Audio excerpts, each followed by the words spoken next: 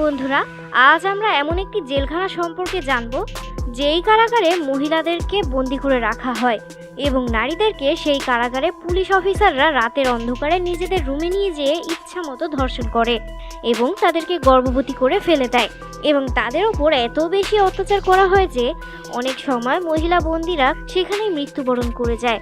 বন্ধুরা, এই জেলখানা আর কোথাও নয়, বরং ভারতেই রয়েছে। আজ আমরা জানব তিহার জেল সম্পর্কে। তিহার জেলে নারী বন্দীদের জীবন কেমন হয়, কেন সেখানে নারী বন্দীদের সঙ্গে অন্যায় আচরণ করা হয়, আর রাতে তাদের সঙ্গে যা ঘটে তা শুনলে তো আপনিও অবাক হয়ে যাবেন। বন্ধুরা, ভিডিওটি শুরু করার আগে নতুন বন্ধুরা আমাদের চ্যানেলটিকে সাবস্ক্রাইব করে বেল আইকনটি বাজিয়ে দিন। চলুন তাহলে ভিডিওটি শুরু করা যাক। দিল্লির তিহার জেল এমন একটি নাম যা ভয় এবং রহস্যময় গল্পে ভরা। এটি ভারতের সবচেয়ে বড় জেল, যেখানে প্রতিটি বন্দী মুখের আড়ালে লুকিয়ে থাকে এক অজানা কাহিনী। এই জেল শুধু বন্দিশালা নয়, বরং মানুষ আর বর্বরতার মধ্যে লড়াইয়ের এক নীরব ময়দান। এই জেলের বেরাক নম্বর 6 থেকে শুরু হয়েছিল। এই কাহিনীটি ছিল রিয়া সেনের, একজন সমাজকর্মী যাকে মিথ্যে মামলায় ফাঁসিয়ে জেলে পাঠানো হয়েছে। রিয়ার জন্য সেই রাত ছিল জীবনের সবচেয়ে ভয়ঙ্কর রাত। হঠাৎ পুলিশ তার বাড়িতে হানা দেয়। সে তখন তার সংগঠনের কাগজপত্র খুঁজছিল। পুলিশ তাকে এক বড় দুর্নীতির মামলায় অভিযুক্ত করে গ্রেফতার করে। রিয়ার হাতে হাতকড়া পরানো হয়। তার চোখে অশ্রু ছিল, কিন্তু সে কোনো প্রতিবাদ করেনি। সে জানত তার বিরুদ্ধে এক বড় ষড়যন্ত্র রচনা হয়েছে। আদালতের রায় আসে। কোর্টরুমে বিচারকের কণ্ঠ গর্জে ওঠে। অভিযুক্ত রিয়া সেনকে তিহার জেলে বিচারাধীন হেফাজতে পাঠানো হচ্ছে। এই কথাটা শোনা মাত্রই রিয়ার চোখের সামনে অন্ধকার নেমে আসে। তার পায়ের তলা থেকে মাটি যেন সরেই যায়। সে তার আইনজীবীর দিকে তাকায়, কিন্তু তার মুখেও হার মানার স্পষ্ট ছাপ ছিল। রিয়া বুঝতেই পারছিল না তার ভবিষ্যৎ এখন কি হতে চলেছে। পুলিশ ভ্যান এসে থামে তিহার জেলের কালো লোহার গেটের সামনে। গেটের উপর লেখা ছিল তিহার কেন্দ্রীয় কারাগার। জেলের ভেতরে পা রাখার পর প্রথম প্রক্রিয়ায় ছিল তল্লাশি। কাপড় খুলে ফেলো, একজন গার্ডের ককর্ষ কণ্ঠস্বর গর্জে ওঠে। রিয়া কেঁপে ওঠে, আবার চিৎকার করে বলে, কি হলো শুনছো না? তাড়াতাড়ি করো, এখানে ইজ্জতের কোনো দাম নেই। রিয়ার চোখে পানি চলে এলেও সে চোখ মুছে নিল। এখানে দুর্বলতা দেখানোই মানে মৃত্যুকে আমন্ত্রণ জানানো। তল্লাশি শেষে তাকে পাঠানো হলো বেরাক নম্বর 6-এ। দরজা খোলা মাত্র রিয়া ভেতরে পা রাখে। ভেতরে প্রায় 100 জন নারী বন্দী ছিল। কারো চোখে ভয় তো কারো চোখে ঘৃণা। সেখানে রাজত্ব করত সাবিতা, এক বিপজ্জনক নারী, যিনি খুনের মামলায় যাবজ্জীবন সাজা কাটছিলেন। নতুন এসেছো? সাবিতা গম্ভীর কণ্ঠে জিজ্ঞাসা করল। আমি কারো দাসী নই, দৃঢ় কণ্ঠে উত্তর দেয় রিয়া। সাথে সাথে পুরো বেরাক স্তব্ধ হয়ে যায়। প্রথম রাতেই রিয়াকে কারাগারের রুমের এক কোণায় একটি পুরনো গদি দেয়া হয়। রাত গভীর হয়, কিন্তু তার চোখে ঘুম আসে না। চারপাশে নানা শব্দ, কারো কান্না, কারো ফিসফিসানির আওয়াজ। হঠাৎই সাবিতার দলে থাকা 4 জন নারী তার কাছে এগিয়ে আসে। নতুন এসেছো? এখানে আমাদের সাথে মিলেমিশে থাকতে হলে আমাদের নিয়ম তোমাকে শিখতে হবে। রিয়া চোখ তুলে তাকায়। তার দৃষ্টিতে তখনও জ্বলছিল আত্মসম্মান বাঁচানোর আগুন। আমি কারো দাসী নই, সে আবারও জবাব দেয়। প্রথম নারীটি হাত বাড়াতেই রিয়া দ্রুত তার হাত ধরে মুচড়ে দেয়। আহ! নারীটা যন্ত্রণায় চিৎকার করে ওঠে। দ্বিতীয় জনকে রিয়া ধাক্কা দিয়ে ফেলে দেয়। যদিও রিয়ার শরীর ভেঙে যাচ্ছিল, তবুও তার চোখে পানি ছিল না। তিহারের প্রথম রাতই তাকে বুঝিয়ে দিয়েছিল এখানে দুর্বলদের কোনো স্থান নেই। সে তার ছেঁড়া কাপড় গুছিয়ে নেয় আর ঠান্ডা ইস্পাতের দেওয়ালে মাথা ঠেকিয়ে বসে থাকে। বাইরে সামান্য আলো থাকলেও জেলের ভেতরে অন্ধকার যেন প্রতিটি কোণ দখল করে রেখেছিল। সকাল হতেই বেরাকের দরজা খুলে যায়। গার্ড গম্ভীর কণ্ঠে হুকুম দেয়। মোটা লাঠি দরজায় আছড়ে পড়ল। লাইনে দাঁড়াও। রিয়া দেখল বন্দীদের এক লম্বা লাইন বাথরুমের বাইরে দাঁড়িয়ে আছে। কারো মুখে ক্লান্তি, কারো চোখে ঘুম আর রাগ জমে আছে। পাশে দাঁড়ানো নীলম ধীরে ধীরে বলল, এখানে সব কিছুর জন্যই লাইন ধরতে হয়, পানির জন্য, খাবারের জন্য, এমনকি বেঁচে থাকার জন্য। রিয়া গভীর শ্বাস নিল। বাথরুমের অবস্থা দেখে তার মনে বিতৃষ্ণা জাগলো। নোংরা দেওয়াল, দুর্গন্ধময় পানি, মেঝেতে কাদা আর চারিদিকে ভয়াবহ গন্ধ। কিন্তু এতে কারোর কিছুই আসে যায় না। এগুলো কে পরিষ্কার করে? রিয়া ধীরে ধীরে জিজ্ঞাসা করল। নীলম তিক্ত হেসে বলল, পরিষ্কার? এখানে পরিষ্কার পরিচ্ছন্নতা করার লোকও তোরই মতো বন্দি, আর তাকে বাধ্য করা হয় এসব করতে। যদি কেউ আপত্তি করে তাহলে তার সর্বনাশ হয়ে যায়। রিয়া টের পেল এখানকার প্রতিটা জিনিসই যেন এক রাজনীতির অংশ। এখানে দুর্বলদের পিষে ফেলা হয়, আর যারা শক্তিশালী তারা নিয়ম বানায়। সাবিতার মতো নারীরা এই জেলের অঘোষিত রানী, আর গার্ডরা কেবল তাদেরই কৃতদাস। নাস্তার সময় হলো। রিয়ার থালায় দেওয়া হলো এক টুকরো পোড়া রুটি, দুর্গন্ধময় সবজি আর এক বাটি পাতলা ডাল। সে ঘৃণা ভরে থালার দিক তাকালো। এটা কি খাওয়ার মতো? গার্ড হেসে উঠল, খেয়ে নাও, ক্ষুধা নিজেই রাস্তা দেখিয়ে দেবে। রিয়া রাগে থালাটা সরিয়ে রাখলো। ঠিক তখনই সাবিতা এগিয়ে এলো। তার চোখে ভরা ছিল ঘৃণা আর ঔদ্ধত্য। সাবিতা বলল, এখনো সমাজসেবিকার নাটক দেখাচ্ছিস? এখানে বাঁচতে চাইলে আমার নিয়মে চলতে হবে। রিয়া নির্ভয়ে উত্তর দিল, আমি কারো ইশারায় চলি না। সাবিতার চোখে ক্রোধ ভেসে উঠল। ভালো, রাতেই তোকে শিক্ষা দেয়া হবে। রিয়া জানতো বিপদ এগিয়ে আসছে, কিন্তু সে ভীরুদের দলে নয়। সেই রাতে ব্যারাকে নীরবতা নেমে আসতেই কিছু নারী তার দিকে এগিয়ে এলো। রিয়া চোখ বন্ধ করলো, কিন্তু মনে আগুন জ্বলছিল। প্রথম ঘুষি পড়ল তার পেটে। ব্যথার ঢেউ শরীর কাঁপিয়ে দিল। কেউ তার চুল টেনে ধরল। সে চিৎকার করতে চাইল, কিন্তু আরেকজন তার মুখ চেপে ধরল। রিয়া নিজেকে সামলে নিল। এরপর সে নিজের পুরো শক্তি দিয়ে একজনকে ধাক্কা দিয়ে সরিয়ে দিল। ঠিক তখনই নীলম আরও কয়েকজন বন্দী এগিয়ে এসে বলল, থামো, মেরে ফেলবে নাকি? ওই নারীরা পিছিয়ে গেল, কিন্তু সাবিতা মুচকি হেসে বলল, এটা শুধু ট্রেলার ছিল, পরের বার যদি মুখ খুলিস আরও খারাপ হবে।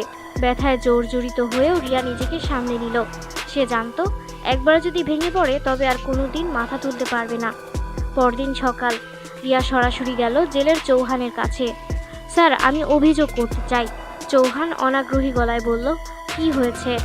আমাকে বেরাকে মারধর করা হয়েছে, আর গার্ড কিছুই করেনি।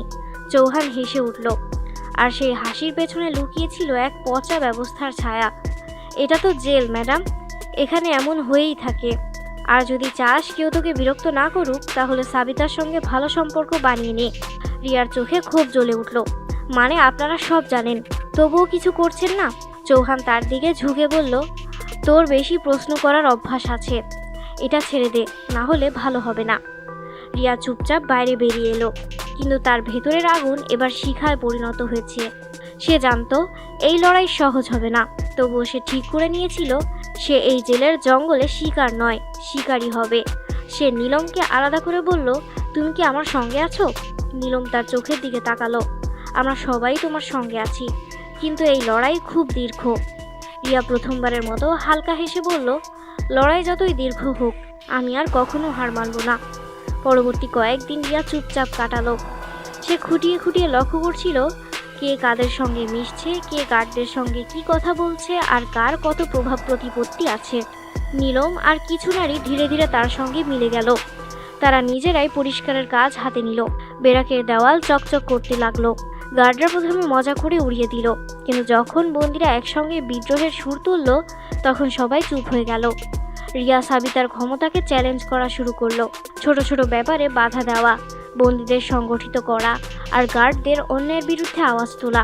ধীরে ধীরে তিহারের অন্ধকার কোণায় এক নতুন আলো ফুটতে শুরু করলো। সাবিতার দল আবার রিয়াকে আক্রমণের পরিকল্পনা করলো, কিন্তু এবার রিয়া প্রস্তুত ছিল। সে বন্দীদের মধ্যে এক গোপন দল গড়ে তুলল।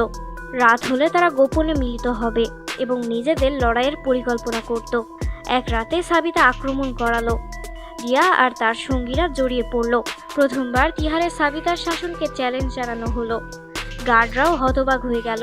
তারপর জেলের রিয়াকে একটা রুমে বন্দি করে দিল। রিয়াকে একক রুমে বন্দি করে রাখার 24 ঘন্টা পেরিয়ে গেছে।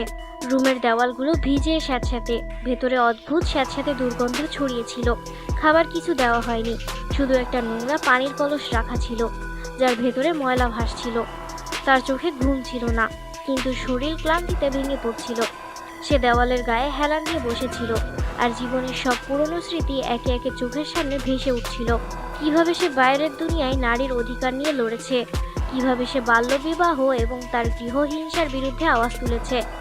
আর আজ সেই রিয়াই তিহারের 4 দেওয়ালে বন্দী, যেখানে অন্যায়ের বিরুদ্ধে আওয়াজ তোলার জন্যই শাস্তি দেয়া হয়। কিন্তু সে জানতো এই শাস্তি শুধু তার জন্য নয়, বরং তাদের সবার জন্য। যারা বছরের পর বছর তিহারের ভেতরে ঘুণে খাওয়া জীবনের শ্বাসরোধ হয়ে বেঁচে আছে। হঠাৎ দরজার বাইরে পায়ের শব্দ শোনা গেল। লোহার দরজার ওপর জেলের চৌহানের ছায়া দেখা দিল। কেমন চলছে সমাজসেবিকার অনশন? চৌহান তাচ্ছিল্যে সুরে বলল। কিন্তু রিয়া কোনো উত্তর দিল না। চৌহান আবার বলল, তোমরা ভাবছো এখানে তোমাদের আইন চলবে? এখানে আইন আমরা চালাই। তুমি যদি বেঁচে থাকতে চাও তবে এটাই সুযোগ। মাফ চেয়ে নাও আর সবার সামনে স্বীকার করে নাও যে এই অনশন ছিল এক ভুল। রিয়া তার চোখের দিকে চোখ রেখে বলল, তার কণ্ঠস্বর ধীর হলেও দৃঢ় ছিল। আমার নিজের জীবনের কোনো ভয় নেই, কিন্তু একবার যে আওয়াজ উঠেছে তাকে আর চেপে রাখা যাবে না। আমি তো একজন, কিন্তু বাইরের পৃথিবীতে আরও অনেক নারী বন্দী আছে যারা আমাদের জন্য লড়বে। চৌহানের মুখ তেতে উঠল। সে লাঠি দিয়ে জেলে আছাড় মারল এবং বিড়বিড় করতে করতে চলে গেল। ধীরে ধীরে রিয়ার অনশনের খবর জেলের প্রতিটি কোণায় ছড়িয়ে পড়ল। ব্যারাক নম্বর 4-এ বন্দী নীলম অন্যদের কানে কানে বলল, যখন রিয়া এত বড় শাস্তি সহ্য করছে তখন আমরা কি মুখ লুকিয়ে বসে থাকবো?